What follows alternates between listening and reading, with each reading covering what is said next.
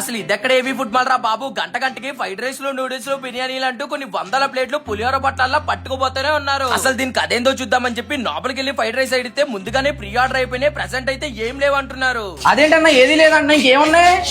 ఏముందంటే నూడిల్స్ ఉందన్నా ఒకటి. నా నూడిల్స్ నాకు ఎక్కదన్నా.